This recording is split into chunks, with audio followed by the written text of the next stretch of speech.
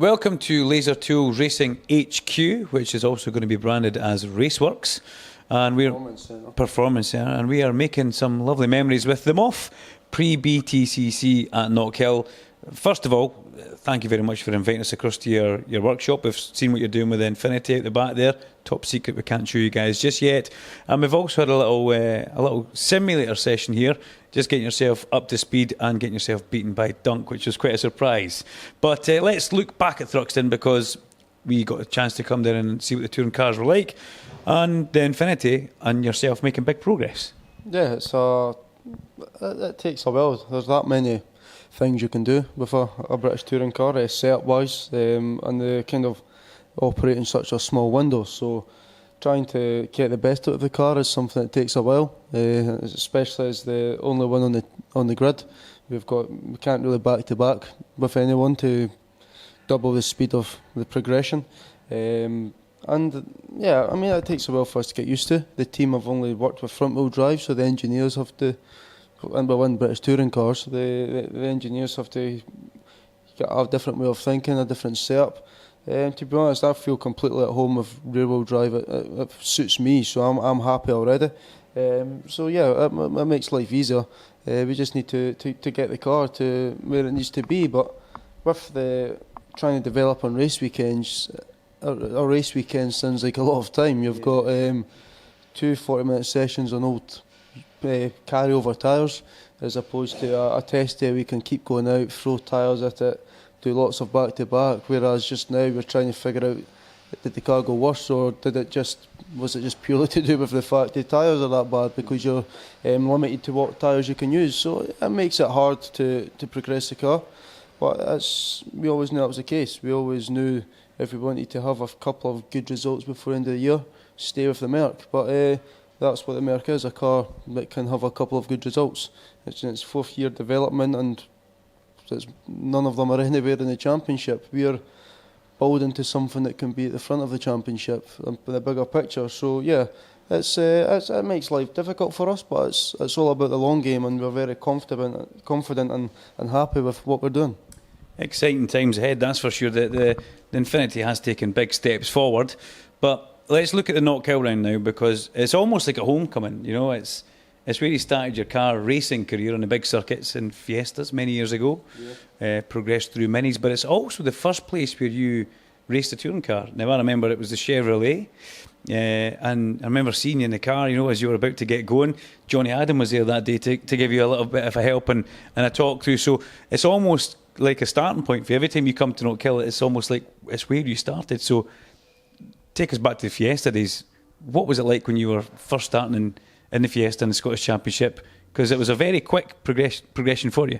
Yeah, I mean, I started track racing in 2012 in the Fiesta Juniors throughout the UK, but Knockhill was where I kind of practiced. They helped me out a lot with track time. Obviously, being 15 at the time, it was hard to get track time. Or sort of 14 when I started. So yeah, the Knockhill were a massive help to me. I spent a lot of time up there trying to get used to driving cars around circuits. The following year, SMRC Fiestas and Minis in the 1 year, so kind of 2 qualifying and 5 races on a Sunday alone, however many times a year. And that same season, I made my touring car debut, my first year of senior racing. So yeah, it was. We didn't muck about. We went straight to the top pretty quick, and it was an eye opener.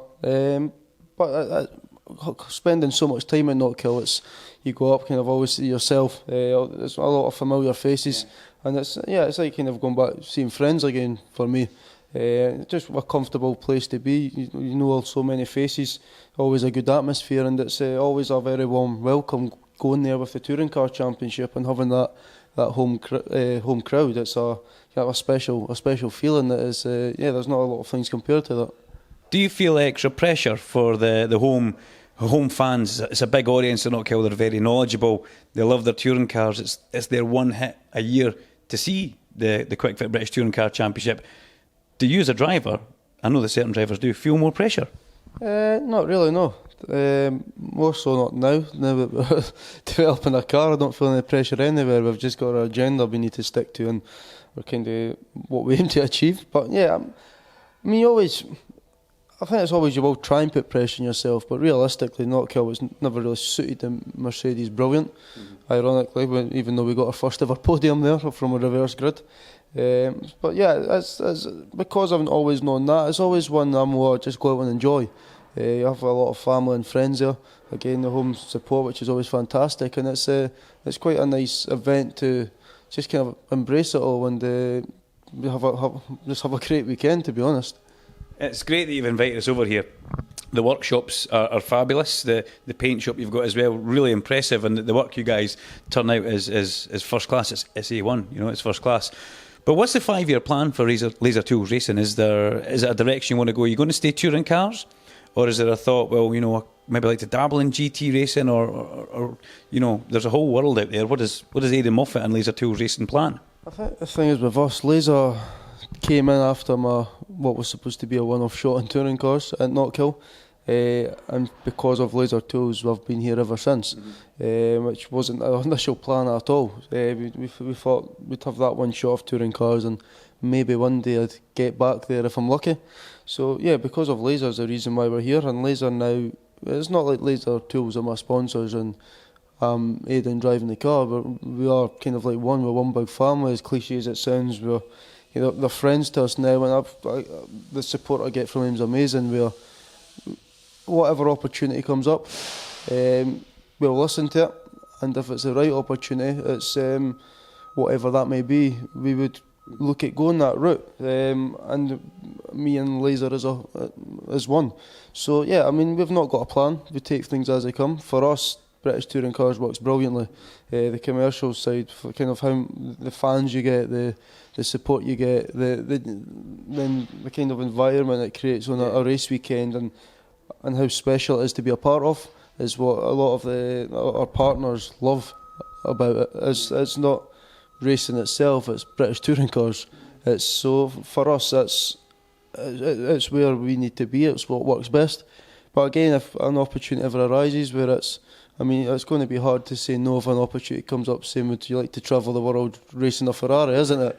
So yeah, I mean, just now I love being part of the touring cars. I've got no plans to change, but at the same time, it's whatever happens. If you get the right deal, that's what can dictate what you do, I guess, in a very long-winded way to answer that question. I know. What was the question again? I've forgotten now. What am I having for lunch? I'm only kidding. I'm sitting here, but we're actually touching legs. We're quite close, and you're pretty popular because your phone has vibrated constantly. It's quite nice, actually, vibrating. Yeah. I was wondering what it was, but we wish you the best of luck for the Kwik Fit British Touring Car Championship when it comes to Knockhill Racing Circuit for the Lockring Northern UK round in association with Liquid Molly. It'll be a great event for you. Who knows? That thing's getting faster and faster. The guys out there are thrashing away in the workshop just now, trying to. It looks like they're working on weight setup. Am I right there? Am I allowed to say that? Yeah, they're working on a lot of things. There's a lot of things going on. We're out testing next week. I mean, the time the Laser Tools Racing team here at the Raceworks Performance Centre, which will sound like a weird name, but it's because it is still A1 Automotive that'll go on about having a rebrand. Just to throw that out there. What are we talking about? We're doing a lot of work, and without all the team here, the Laser Tools as well, obviously being based here, all the guys came together. We all kind of work as one on the kind of customer cars, road cars, race cars, track cars, British touring cars. They all come together, and without all the hours and work they put in, the car would never have made it out for the first race. Yeah. It takes a few months planning to build a British touring car. I think we decided between 8 and 12 days before, right, let's have this out for a test day, starting by stripping it to a bare shell and building and up developing it. And so the guys, they're flat out just now, and they never stop working. They put in a lot of time, a lot of effort, and it's like our project. This is trying to get these cars out and get them to the front. So they're putting a lot of hard work. They'll continue to do so. We'll go out for a test day. After the test day, there might be more things we develop in the car. Who knows what it'll be? We'll find out, and we will keep working. So yeah, I mean, Knockhill, there's every chance we could come out strong.